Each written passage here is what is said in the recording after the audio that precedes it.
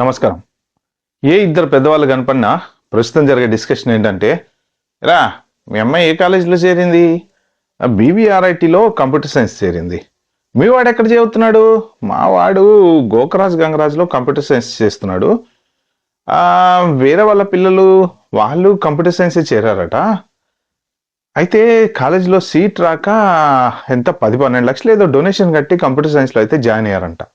So NIT, IIT, చివరికి ఎంసెట్, ఏదైనా సరే కంప్యూటర్ సైన్స్. జనాల మైండ్ సెట్ ఎలా అయిపోయిందంటే, కంప్యూటర్ సైన్స్లో జాయిన్ అయిపోతే క్యాంపస్ ఇంటర్లో మంచి జాబ్ వచ్చేస్తుంది, ఆ తర్వాత మన లైఫ్ ప్రశాంతంగా ఉండిపోతుంది, ఐటీ జాబ్. ఈ మైండ్ సెట్లోంచి ఎవరు బయటికి రావట్లే. అది ఒక ఐటీ జాబ్, కంప్యూటర్ సైన్స్ అనే ఒక చట్రంలో ఇరుక్కుపోయారు. కంప్యూటర్ సైన్స్ తప్ప వేరే ఏది చదివినా వేస్ట్ అనే మైండ్ సెట్తో ఉన్నారు. ఎందుకు? ఇది మనం ఇవాళ ఈ వీడియోలో డిస్కస్ చేసుకుందాం. సో ఇలాంటి మంచి మంచి వీడియోలు మీకు ప్రతిరోజు నేను ఇస్తూ ఉంటాను, కానీ చాలామంది సబ్స్క్రైబ్ చేసుకోకుండానే వీడియోలు చూస్తున్నారు. నేను ఇచ్చే నాలెడ్జ్ మీ అందరికీ నిజంగా ఉపయోగపడుతుంది అనుకుంటే దయచేసి కింద సబ్స్క్రైబ్ బటన్ నొక్కండి, అలాగే ఆ బెల్ కూడా నొక్కండి. నా ప్రతి వీడియో మీకు వస్తుంది. ఇంకా మనం టాపిక్లోకి వెళ్ళిపోదాం. Computer science equals to IT job. ఇంటర్మీడియట్లో అష్ట కష్టాలు పడి చదవండి. ఇంకేముంది, నారాయణ చైతన్య పొద్దున్నే 7 గంటలకు పోతే రుబ్బి హోటల్లో పొత్రంలాగా పప్పు రుబ్బి రాత్రి 7:30కు వచ్చేసి ఫస్ట్ ఐఐటి ట్రై చేస్తారు, రాలేదు, ఓకే. నెక్స్ట్ ఎన్ఐటి, రాలేదు, okay. Third least priority EAMCET. ఏదైనా సరే చదవాల్సింది మాత్రం కంప్యూటర్ సైన్సే. మైండ్ సెట్ మొత్తం అందరిది, అటు పేరెంట్స్ది ఇటు పిల్లలది, కంప్యూటర్ సైన్స్ చదవాలి, ఐటీ జాబ్ చేయాలి అని ఫిక్స్ అయిపోయారు. మిమ్మల్ని ఈ మైండ్ సెట్లోంచి బయటికి తీసుకురావడానికి నేను కొన్ని ఎగ్జాంపుల్స్ చెప్తాను. జాగ్రత్తగా కరెక్ట్గా ఫాలో అవ్వండి. వీడియో మాత్రం లాస్ట్ వరకు చూడండి, మధ్యలో ఎక్కడ స్కిప్ చేయమాకండి. మీరు ఒక పెన్ను పేపర్ తీసుకొని మీ ఇంట్లో ఉన్న వస్తువులన్నీ రాయండి. ల్యాప్టాప్, ఫ్రిడ్జ్, ఏసీ, మన 2 వీలర్, తర్వాత కారు. సో ఈ 5 వస్తువుల గురించి మనం ఈ వీడియోలో డిస్కస్ చేసుకుందాం. ఫస్ట్ థింగ్ ల్యాప్టాప్ నడవాలంటే ఎవరు ఉండాలి? ఆబ్వియస్లీ ఐటీ, సాఫ్ట్వేర్ ఉంటే కానీ ల్యాప్టాప్ అనేది రన్ అవ్వదు. దాని వెనక బ్యాక్గ్రౌండ్లో హార్డ్వేర్ ఇంజనీర్ దాంట్లో పార్ట్స్ తయారు చేయడానికి కావాలి. సో హార్డ్వేర్ సాఫ్ట్వేర్ కలిపితే ఒక ల్యాప్టాప్ తయారైంది. నెక్స్ట్ వచ్చేసి ఫ్రిడ్జ్ నడవాలంటే ఎవరు కావాలి? ఎలక్ట్రికల్ ఇంజనీర్ కావాలి అండ్ గ్యాస్ ఇంజనీర్ కూడా కావాలి. సో వీళ్ళిద్దరూ కలిస్తేనే ఫ్రిడ్జ్ రన్ అవుతుంది. ఎందుకంటే ఫ్రిడ్జ్లో కూలింగ్ రావాలి అంటే గ్యాస్ ఇంజనీర్ ఉండాలి. So next air condition. Same air condition unit run అవ్వాలన్నా కూడా ఒక ఎలక్ట్రికల్ ఇంజనీర్ ఉండాలి, ఒక గ్యాస్ ఇంజనీర్ ఉండాలి.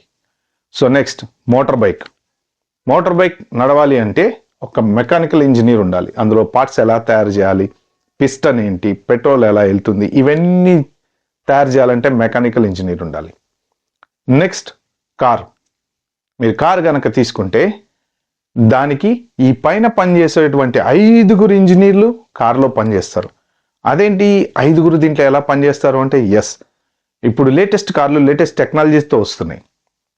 చాలా వరకు దాంట్లో సాఫ్ట్వేర్ బేస్డ్ ప్రోగ్రామ్స్ రన్ అవుతూ ఉంటాయి.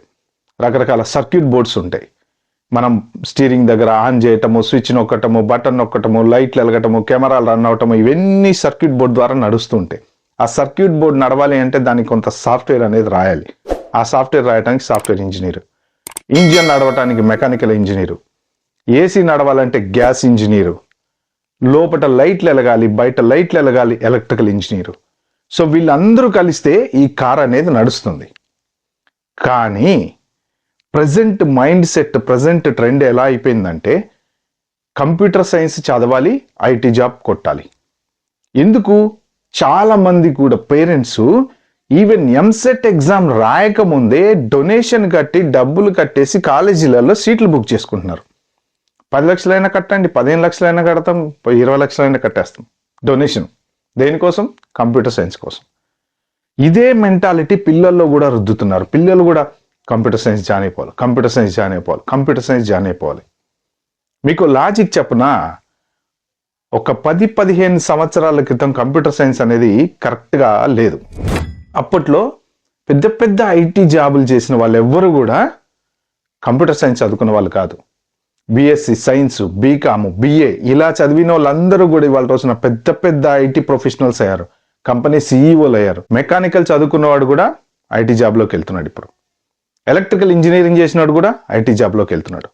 సో ఇదంతా నేను మీకు ఎందుకు చెప్తున్నాను అంటే, ప్రతి వాడు ఐటీ జాబ్ అనుకుంటే మిగిలిన జాబ్స్ అన్ని ఎవరు చేయాలి? మన దేశంలో ఎక్కువ మంది కూడా ఈ ఐటీ జాబ్, నువ్వు ఇంటర్ చదువు, ఇంజనీరింగ్ చదువు, ఐటీ జాబ్లో చేరు, అమెరికా వెళ్ళు, లేకపోతే యూకే వెళ్ళు, లేకపోతే ఆస్ట్రేలియా వెళ్ళు, ఐటీ జాబ్ చేయి. ఐటీ పరిస్థితి ఇప్పుడు అంధకారంలో ఉంది. ఎందుకుంది అంటే టెక్నాలజీ ఎక్కడికో వెళ్ళిపోయింది, ఆర్టిఫిషియల్ ఇంటెలిజెన్స్ వచ్చేసింది. మీరు ఎవరెవరైతే క్యాంపస్ సెలక్షన్స్లో జాయిన్ అయ్యి చేసే పనులైతే ఉన్నాయో అవన్నీ ఎంట్రీ లెవెల్ జాబ్స్ అంటారు. ఆ ఎంట్రీ లెవెల్ జాబ్స్ ఇప్పుడు ఆర్టిఫిషియల్ ఇంటెలిజెన్స్ 1 గంటలో చేస్తుంది. ఎంట్రీ లెవెల్ జాబ్ వాడు 6 నెలలు చేసే జాబు ఇది 2 రోజుల్లో చేసేస్తుంది. క్యాంపస్ ఇంటర్వ్యూలో డైరెక్ట్గా తీసుకున్న వాడిని సీనియర్ లెవెల్లో కూర్చోపెడతారా? పెట్టరు. ఎంట్రీ లెవెల్లోనే కూర్చోపెడతారు. ఎంట్రీ లెవెల్ వర్కే ఇస్తారు. అంటే పోను ఇలాంటి ఎంట్రీ లెవెల్ జాబులు కనుక లేకపోతే సో వీళ్ళంతా ఏం చేయాలి?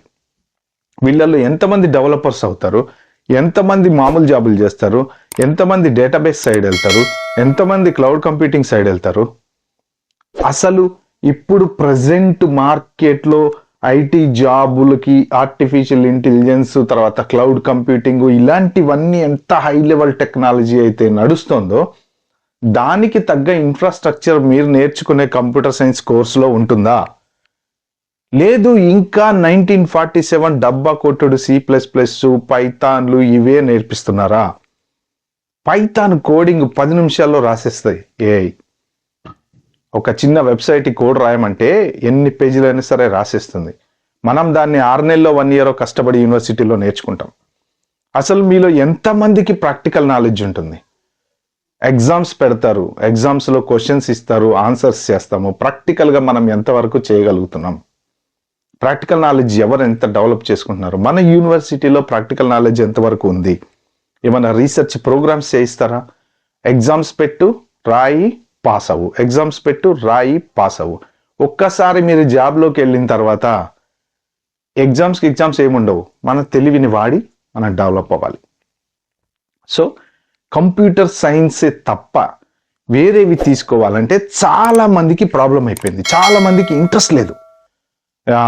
Computer science first computer science option అండి, అది అయిపోయిన తర్వాత నెక్స్ట్ మెకానికల్, ఎలక్ట్రికల్ ఇంజనీరింగ్ అవేమన్నా చూద్దాం. మా వాడికి ట్రిపుల్ ఏ వచ్చిందండి, చూస్తున్నాము అంటే ఏదో ఫ్లైట్ టికెట్లు అప్గ్రేడ్ చేసుకున్నట్టు, బిజినెస్ క్లాస్కి అప్గ్రేడ్ చేసుకున్నట్టు ఈ సీట్లు కూడా అప్గ్రేడ్ చేసుకుంటారు అనమాట. నెక్స్ట్ వేరే దాంట్లో ఏమన్నా వేరే కాలేజీలో, వేరే యూనివర్సిటీలో, వేరే కాలేజీలో ఏమన్నా వస్తుందేమో కంప్యూటర్ సైన్స్ చూస్తున్నాము. 99% మైండ్ సెట్ కంప్యూటర్ సైన్స్ మీదే కొట్టుకుంటుంది. ఎలక్ట్రికల్ ఇంజనీర్ ఎందుకు చదవకూడదు?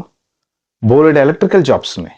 ఎలక్ట్రానిక్స్ ఇంజనీర్, ఏపీ ట్రాన్స్కోలో బోలెడ్ జాబ్స్ పడుతూ ఉంటాయి. అంటే ఇప్పుడు గవర్నమెంట్ జాబ్స్ తక్కువ ఉన్నాయి. బట్ ఏపీ ట్రాన్స్కో దేని మీద నడుస్తుంది? ఎలక్ట్రికల్ ఇంజనీర్స్ మీదే కదా నడిచేది. ఎన్నో ప్రైవేట్ సంస్థలు ఉన్నాయి. వీటన్నిటికన్నా ఇంకొక ఎగ్జాంపుల్ చెప్తా. మీరుండే 2 బెడ్రూమ్ ఫ్లాటో, 3 బెడ్రూమ్ ఫ్లాటో 4th ఫ్లోర్లో ఉందనుకోండి. ఆ అపార్ట్మెంట్ కన్స్ట్రక్షన్ చేయడానికి మీకు కావాల్సింది ఎవరు? ఒక మేస్త్రి, ఒక సివిల్ ఇంజనీర్. ఈ సివిల్ ఇంజనీరింగ్ గనక చదవకపోతే, సివిల్ డిప్లొమా గనక చదవకపోతే బిల్డింగ్ డిజైనింగ్ ఎవరు డిజైన్ చేస్తారండి? సాఫ్ట్వేర్ ఇంజనీర్ డిజైన్ చేస్తాడా? ఐటీ ఎంప్లాయీ డిజైన్ చేస్తాడా? ఇన్ఫోసిస్ ఎంప్లాయీ డిజైన్ చేస్తాడా? విప్రో ఎంప్లాయీ డిజైన్ చేస్తాడా? సివిల్ ఇంజనీరే చేయాలి. ఎంతమంది వాళ్ళ రోజున సివిల్ ఇంజనీరింగ్ చదువుతున్నారు? దాన్ని ఒక లీస్ట్ ప్రియారిటీ కింద పెట్టేశారు. సో ఇవన్నీ మర్చిపోయి ఐటీ కంప్యూటర్స్ 10 లక్షల డొనేషన్, 15 లక్షల డొనేషన్, ఎంతైనా సరే వాళ్ళ లైఫ్ సెటిల్ అయిపోద్ది కదండి అంటారు. మీరు ఆలోచించాల్సింది ఒక్కటే, పేరెంట్స్ గుర్తుపెట్టుకోండి, వాళ్ళ లైఫ్ సెటిల్ అవ్వట్లా, వాళ్ళ అంధకారంలోకి వెళ్తున్నారు. ఐటీని నమ్ముకొని ఫ్యూచర్లో ఎవరెవరైతే ఉంటారో వాళ్ళంతా అంధకారంలోకి వెళ్తున్నారు. అలాగని చెప్పేసి ఐటీ జాబులు ఉండవా అంటే ఉంటాయి. ఎస్, ఐటీ జాబ్స్ ఉంటాయి. ఒక కంపెనీలో ఒక చిన్న వస్తువు స్టాక్ అయిపోతే ఆటోమేటిక్గా మొత్తం స్టాక్ అయిపోయిన దగ్గర నుంచి, ఆర్డరింగ్ సిస్టమ్ దగ్గర నుంచి, మళ్ళీ స్టాక్ వచ్చిన తర్వాత అప్డేట్ చేసుకోవటం దగ్గర నుంచి ఎవ్రీథింగ్ ఇప్పుడు ఆటోమేటెడ్ అయిపోయింది.